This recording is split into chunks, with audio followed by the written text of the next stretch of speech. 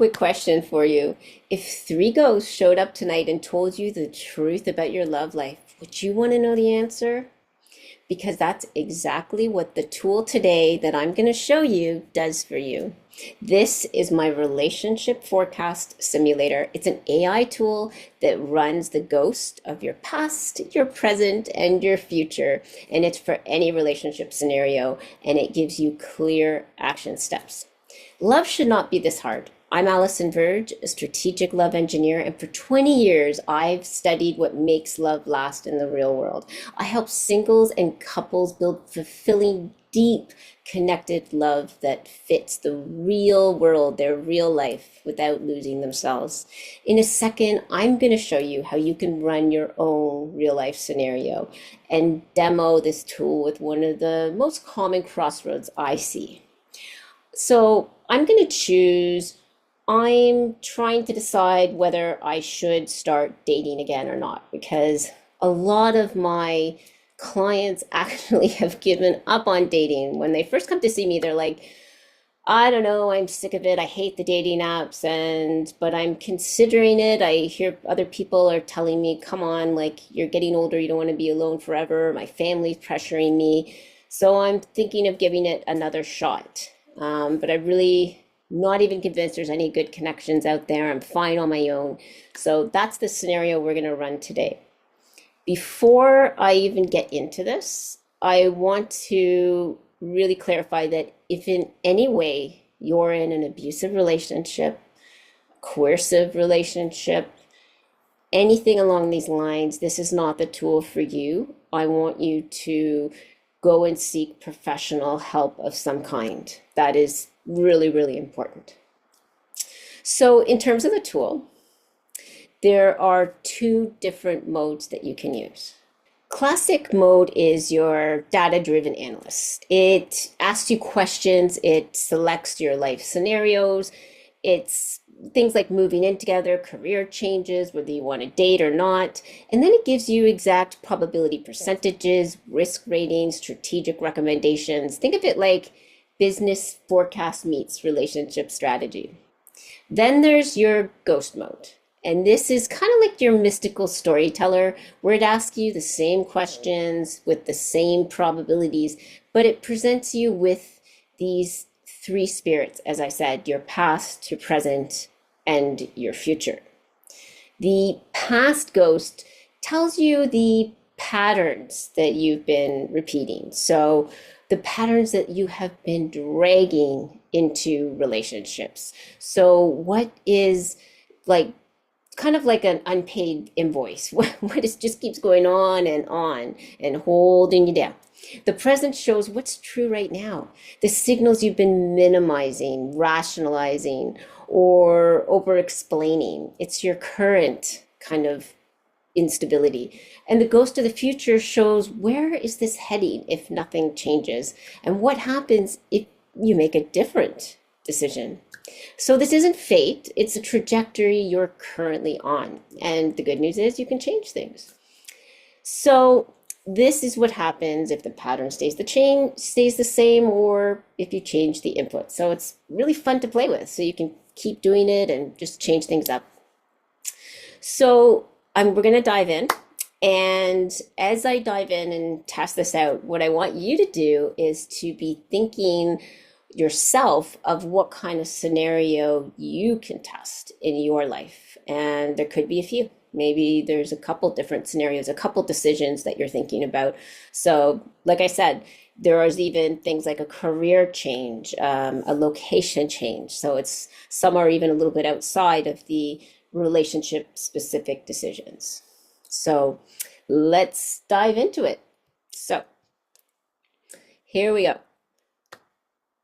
So I am going to choose the ghost mode just because of the time of year that we're in. And you guys can let me know in the comments below if you'd like me to do another demo showing the classic mode with a different type of scenario. So you can just let me know and I will be happy to do so. How many significant relationships have you had? Let's put 3 to 5. Who typically ended your past relationship? Let's put, I did. What patterns do you notice in your past relationships? Let's put I choose emotional. Let's just put, I'm just choosing stuff. I choose emotionally unavailable partners. How long was your longest relationship? Let's put 2 to 5 years. What were the main reasons your past relationships ended? Let's say different life goals, loss of attraction, emotional maturity. Let's just put those. Describe a specific relationship outcome and how past patterns influence the ending. And let's say I can never seem to find partners who have the same values as I do and respect my independence. Let's just put that. When you're in conflict with people close to you, how do you usually respond? I will say I avoid conflict entirely. Let's just put that. What attachment style best describes you? Let's just say that I've done it, and I'll put avoidant. How much healing have you done? And you can, by the way, put not sure. How much healing have you done from past relationships? I will put I've done some healing.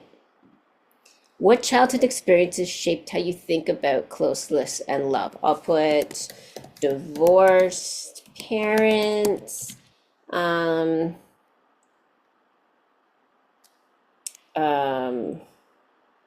just put divorced parents. Let's just put that. What's one lesson you keep learning about closeness, trust, or emotional safety? Let's put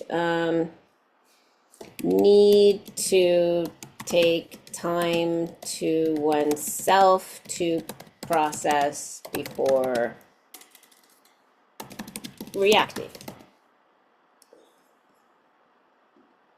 What's your current relationship status? I'm going to put single and not dating since my question today is whether to start dating. How do you feel about being single right now? I'm going to put neutral.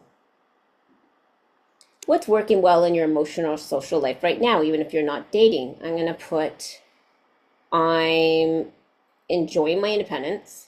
I'm learning about myself. Yeah, I'll put that. What's causing the most stress around love and relationships? I'm going to put pressure from others, and not meeting compatible people, and unclear about what I want. Let's just put that. How do you feel about your current situation? I'm going to put stuck because I'm not really clear on whether I could ever meet somebody if I did start to date. What's your biggest fear about opening up to love in the future? I'll put that I could actually get hurt, because sometimes that's the actual truth of the matter. What do you need more of right now? I need more clarity about what I need, and I need more emotional connection. What would have to change for you to feel at peace? To know that there are actually good connections out there. How much are you prioritizing finding, building a relationship right now? I'll put medium because it hasn't really been a big priority.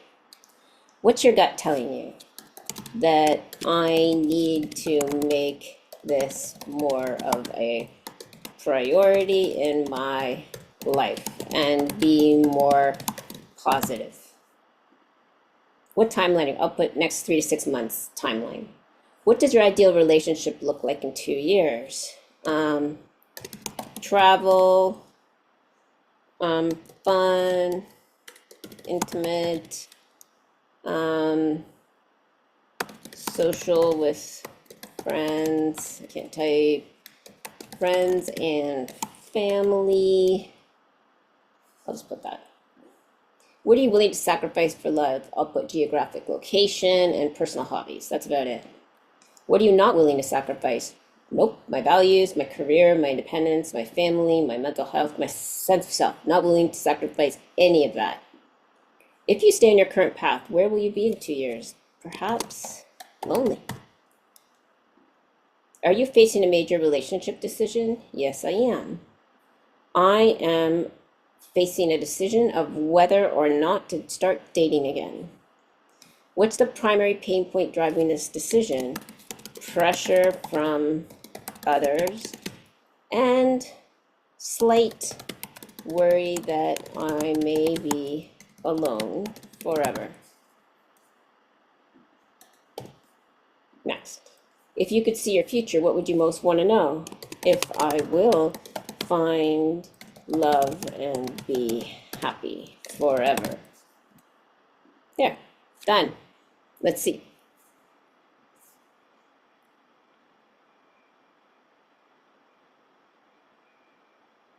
So, my past ghost analysis says I've had a few relationships in the past but have faced challenges with emotional availability and compatibility. Your experiences highlight a pattern of choosing partners who may not align with your values or respect your independence. This may lead to a feeling of emotional immaturity or a loss of attraction over time.